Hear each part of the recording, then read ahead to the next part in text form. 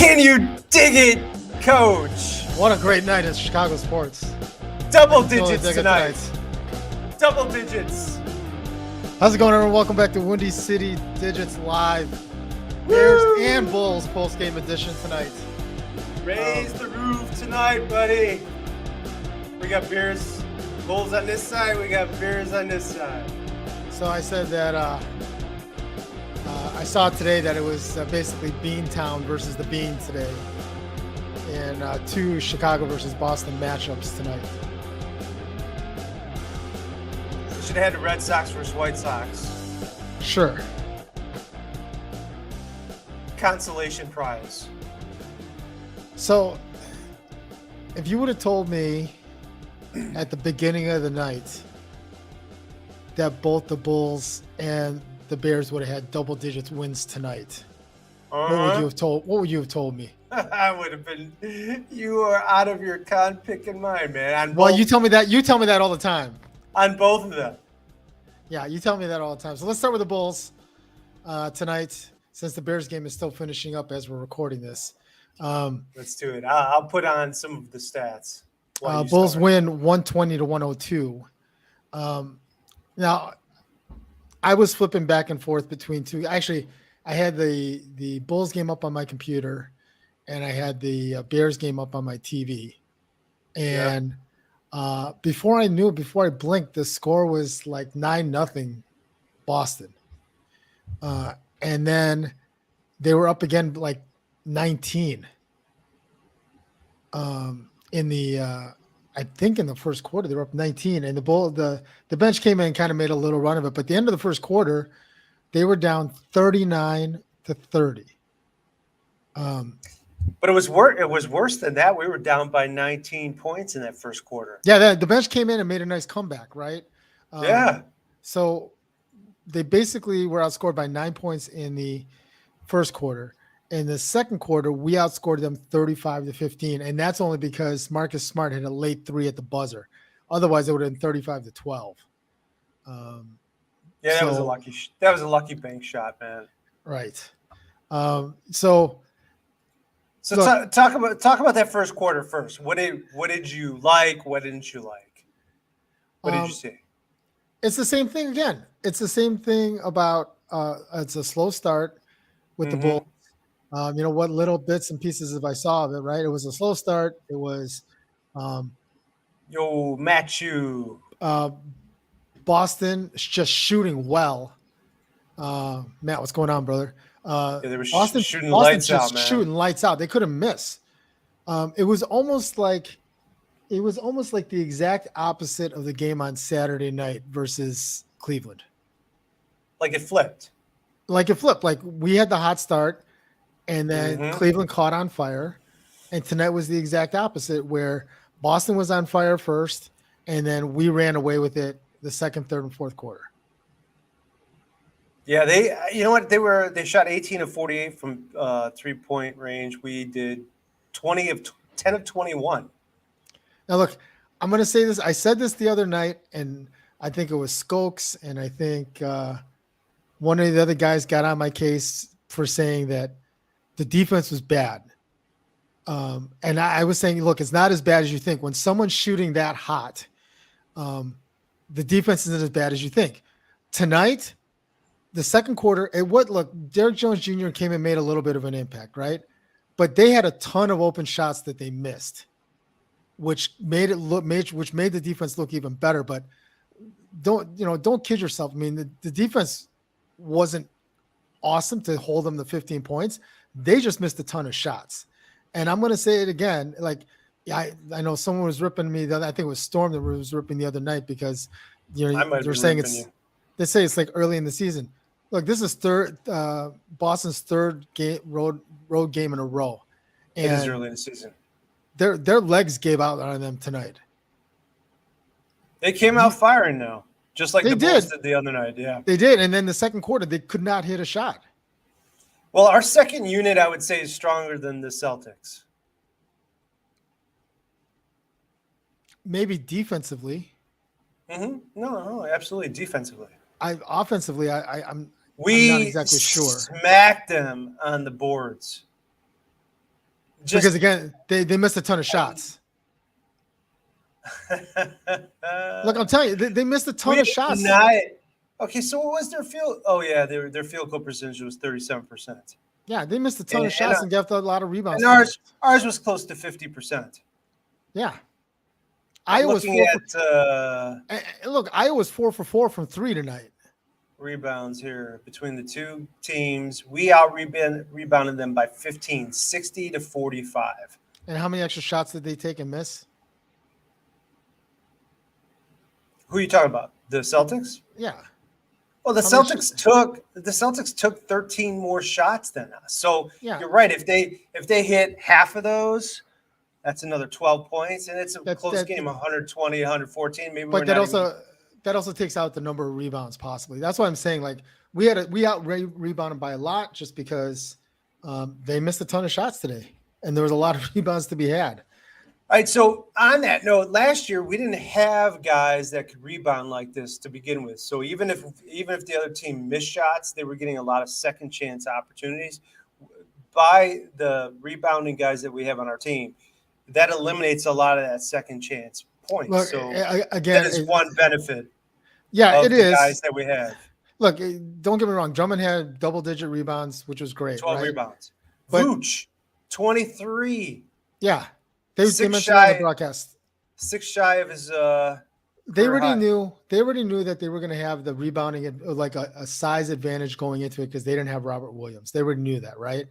But when your only big guy, Al Horford, is taking and missing threes and there's no one underneath the rebound, those are easy rebounds.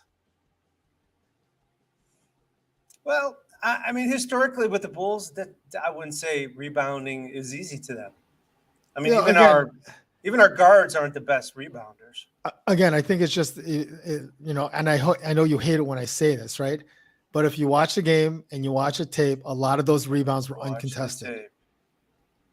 A lot of those rebounds were uncontested. I literally would have to watch the tape to watch rebounds. So, absolutely, man. So, player of the game for the Bulls. Jeez, it's got to be Vooch. Vooch and Derek Jones Jr. Yeah. What about Io? Oh, look, Io was 4 for 4, right? And definitely hitting his threes, but 22 points, 6 rebounds, 2 assists. Yeah, but who gets 20 plus rebounds in a game these days? Not too many, man. So I don't know. I think you've got a good call for 3 players of the game. Yeah, I did. I went back and watched some of the highlights and saw Derek Jones Jr. making cuts that Patrick Williams does not make. What is Patrick Williams now going to be? I was surprised he started today. People were calling for Green to play. Patrick Williams is losing more and more minutes to DJJ and Javante. Patrick Williams is going to be like Luke Longley and Bill Cartwright. He's going to start the game, and then it's going to be irrelevant. Right? He had 14 minutes. DJ had 14. Dragic 17.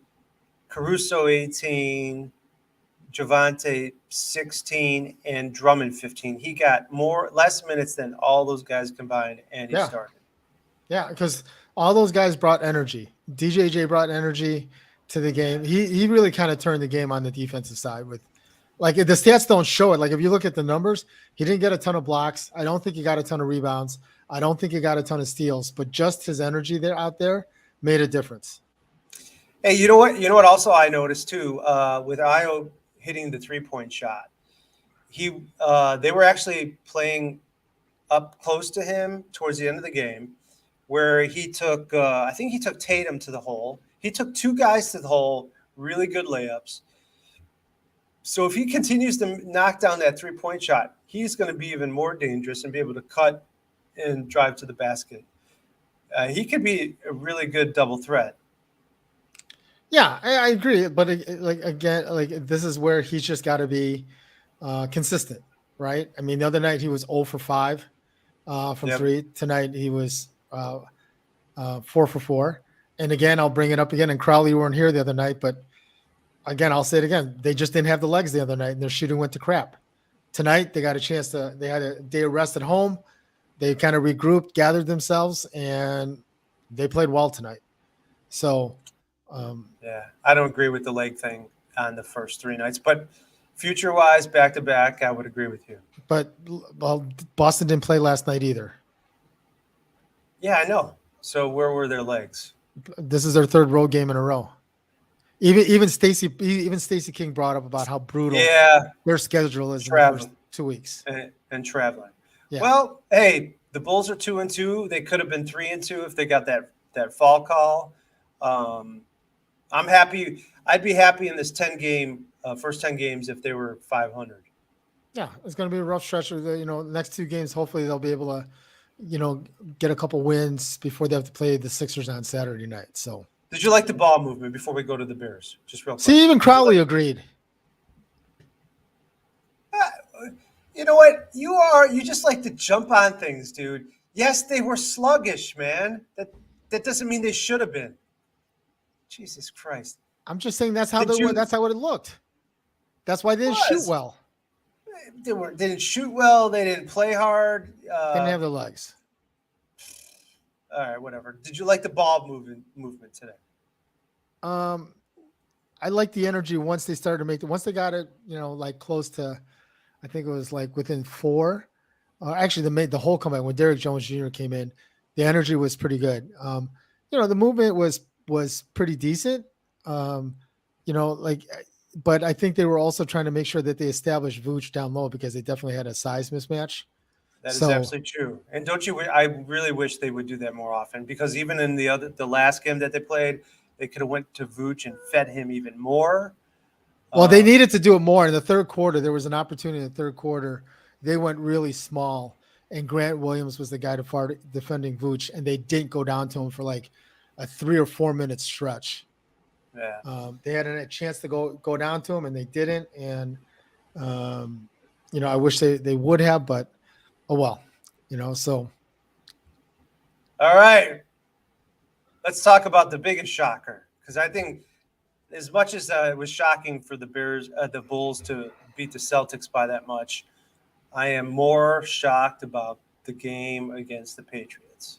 So the Bears win tonight 33-14 in Foxborough. I'm going to put those stats up too, buddy. That first half was a little bit of a roller coaster too, in the first half, where they were up 10-0, and then the backup quarterback, Bailey, whatever his name was, came in, and in 2 possessions and like 3 passes, he scored 14 points. Zappy. Yeah. People were like, we just got zapped. Yeah. So he came in, I think in 3 passes, he scored 14 points. The Bears had a good response. Were able to score right before the end of the half to go up 17-14. And then there was a turnover that they were able to get. And then they're at 3 more. The Brisker interception? No, that was before. Okay. That was the fumble recovery they got right before the end of the half. Bad exchange on the handoff, and one of the defensive linemen fell on the ball. So, but the Brisker interception was awesome. That was like he looked almost like a wide receiver ballerina type play. He went up with one hand, grabbed it. I think it was right hand, and then he was able to pull it in and stop the key drive. So. Look at the stats on the screen, the rushing yards. The Bears continue to be at the top of the NFL in terms of the rushing yards that they're putting up. Well, look, one other thing. Well, and look, there's 2 things two things to that. One, they definitely ran more designed runs with Justin Fields tonight, which added to that. I think Justin Fields was close to 100 yards rushing, which added to that total. The second part that's kind of amazing with that is that they lost the Lucas Patrick got hurt early in the game in the first quarter. Yeah. And they put Mustafa in. So they didn't have Patrick at all most of the game. Jenkins got hurt again too, but he came back in the game. Yeah, but again, like to be able to run the ball like that. Justin was 14 of 82 rushing. Yeah, I know quite a few of those were designed runs. There's one or two Almost 6 scrambles. yards, almost 6 yards Um, per carry. yeah, and the first touchdown was a designed run for him. Like a little sweep off to the right, like a fake left and then sweep to the right, Hmm. fake to right, sleep left, and he got into for the touchdown. So the good thing is that they were able to get some, what I thought I saw the narrative of the game. I was watching the ESPN pregame was that they were basically going to force Justin Fields to beat them because Bill Belichick was going to load up the line and stop the running game, and force Justin Fields to beat them, and he couldn't do either. Um, Justin Fields he still got sacked a number of times, but He did. this is easily his best game of the season. Yeah. Now, so the Bears are 3-4. They are tied for second place in the NFC North with those cheeseheads. And they didn't look good yesterday. They've lost 3 in a row, man. Justin The Fields Bears, actually had better numbers against the Commanders than Aaron Rodgers did. the Bears potentially could have been in this schedule 4-3. They could have been more than that. Yeah, I'm just giving them the benefit of the doubt in one of the games. So 3-4, they could still hit 8 wins. I'm If they still play sticking like with my 9. I had originally changed it to 7, but if they play like this performance, if they work off that, they have this balanced. Well, I wouldn't say it's balanced, but it's balanced for the Bears. So 180 yards passing and 243 yards rushing, man. If we can Well, look, continue to do that, we're going to be hard. I mean, we're going to be hard to beat. I know you hate when I do this. Look, again, part of that was the score, because we were so far ahead, we were running a lot because we were trying to take up clock in the game. So Yeah, I saw that too. Justin ran enough in the first half. The couple frustrating things I think is that, look, we still kicked 4 field goals, right? Yep. Yeah. We got to be turning those field goals into touchdowns. Well, you know what? The one at the end of the first half, they just ran out of time. They were where were they? They got 5 yard line? it was like literally they got a holding penalty. They were literally at like the 4-yard line with 3 Yeah. seconds left to go. So that I understand, right? But the other 3, yeah. In the second half, they had 2 field goals where, again, they were already in field goal range, but they decided to run the ball. You know what? Take some shots. Like, you're already in field goal range. If you don't gain any yardage, fine, right? You're still in field goal range. But some of those third downs, you got to take some chances to try to get some So points. once again, I think very comparable to the last game Justin played, which he played decently. He spread the ball around. Aquaman was looking good. Yeah. Cole Kmet had that. That was that was one. I thought that pass play to Cole Kmet in the fourth quarter was really good because he got away from a defender, curled around, and threw the ball to where Cole Kmet could make the catch and the defense couldn't pick it off. That was like perfectly placed. Yeah, and he wasn't even sure if he caught the ball in bounds or not. I know, which is funny. I mean, he was acting like like he didn't. Yeah, N'Keal Harry. I know it's his first game playing. He was 1 for 14, but Yeah. I don't know if you watched his pass blocking or how often he was on the field, how many snaps he took. I didn't notice particularly how many snaps that he had on the field tonight. But it seemed like the receipt, like Mooney played well tonight. St. Brown played well. Pettis played well. It looked like Velus Jones didn't even see the field tonight. I don't even know if he was active or inactive. But he didn't see the field. Pettis was doing the punt returns tonight. And he fumbled one tonight. Thankfully, it didn't cost anything. I saw that. I was looking to see how we did defensively. Who'd you think what'd you think of the defense tonight? Other than the 2 quick touchdowns that we gave up, there was the one touchdown where Eddie Jackson completely blew it and the guy was wide open. for the touchdown. Is that when we got zapped? That's when we got zapped. Ugh, Look, I would I hate getting say zapped. Brisker played well. Gordon played well. Roquan played well. It was just a solid, defensive effort. They kept everything in front of them. Mhm. Like I said, out of the side of those 3 plays, they basically pitched a shutout. So Herbert was the kickoff return man. 25 average. I think I thought Pettis was in there early. He might have Pettis might have had- come in there. Pettis had 3 punt returns. Yeah. But Pettis had Storm, that what's really going good, on, brother? Pettis had that really good return. I think once again was at the end of the third or in the fourth quarter. He had like a 20. I thought it was like a 20-yard. Oh, Yeah, it's yeah, it was 27 yards. It says yeah, right there. It was like third quarter Yeah. or to the end of the third, start of the fourth, somewhere around there. Did you say Storm is on? Yeah, Storm we just got on maybe like 20 minutes ago. We already covered the Bulls, talking about that big win tonight. So I was making a comment about, at the beginning of the night, if you would have told me that both the Bears and the Bulls would have won by double digits tonight, as Vic always says, I'm crazy. But, solid performance by both those teams tonight. The Bulls game didn't start the greatest, falling down by 19 points early. But, credit to them. They were resilient and kind of chipped away at it. And then once they took the lead, they just never gave it back. So I have some interesting stats though, buddy. Storm, that's an interesting take. Go ahead, Vic. So the Bears, they had 10 third down conversions tonight. Mm-hmm. That's the most in a game since, try and guess. Just give me a year. Most third down conversions? Yep. I'd say 2015. Did you look it up? No, I did not. Yeah, you got it right on the head. Since October 4th, 2015, 7 years ago. Yep. All right. But I think Justin Fields ran for 4 of those first down conversions. All right. So I got another one for you. Okay. Okay. All right.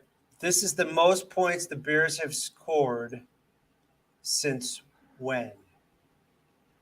Give me a year. I'd say 2019. Since 2000. 33. Well, there was the Nagy era. Since December 27th, 2000. Well, and it should have been more. Isn't that kind of pathetic though? Well, look, that in 22 years we haven't scored more than 33 points. That just seems crazy. We're not. What were the Jay Cutler years, man? We had some good games then. I can't believe that stat's right. Where am I getting it from? It's from Brad Biggs. I think he knows his stuff. Most points maybe on a Monday night game. Maybe that's what he just says. That this is the most points the Bears have scored since a 41-17 romp at Jacksonville on December 27, 2000. All right, we'll take his word for it. I guess, right? But there are other people who are saying that. What about Trubisky's 6 touchdown game versus the Bucs? Yeah, that's true. That's 42 points. He corrected himself since 2020. Yeah. Oh, what a horrible post. Let's see. Yeah, Storm, we did talk about Patrick Williams on there earlier. That I don't know. Like he's just going to become, like I said, he's becoming like Bill Cartwright and Luke Longley. He's just going to start, play a couple minutes, and then turn it over to the bench. So, but look, good night overall in Chicago sports, right? Bulls win. Bro. Bulls win. Bears win. Good start. Bears have a short week now. Got to play at Dallas on Sunday. That'll be a tough one. The Bulls play, I think it's Indiana. Let me just double check that real quick. I don't think it's tomorrow. I think it's Wednesday. Yeah, Wednesday they have Indiana at home. So, you know, and then I think it's Friday. Friday, Saturday they have a back-to-back. Let's see what carries over with them. It does look like Donovan's got a better understanding of his rotations.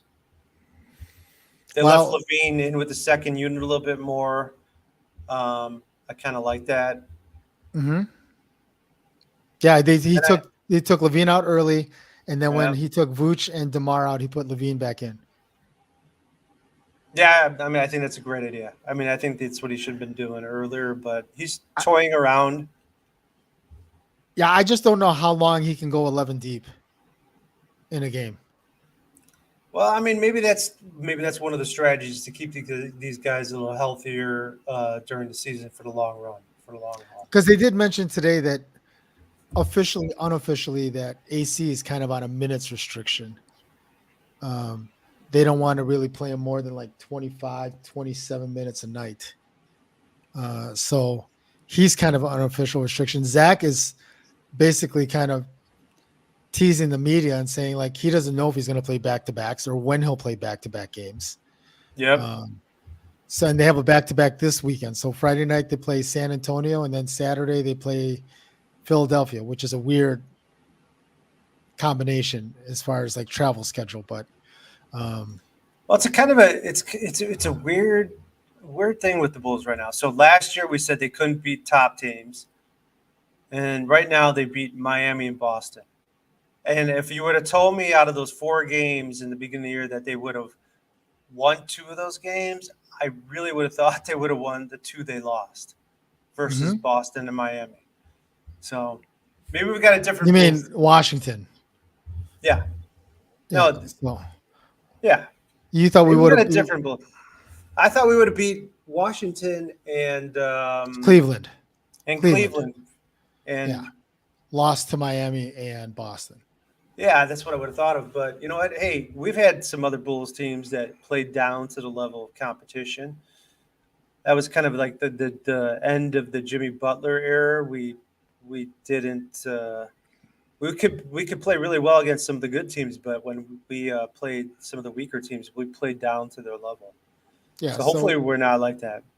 Well, this will be an interesting week. You know, let's see how it goes with the Bulls in the next 3 games the rest of the week. Fun night. And we'll see how the Bears, if they can build off this momentum in Dallas on Sunday. So thanks everyone for tuning in for this late night Windy City Bulls postgame edition and Bears postgame edition. If you haven't had a chance to hit the like, hit the subscribe. We do. Thanks to everyone for checking in tonight. We'll see you guys in the next video. Peace. Love. And digits.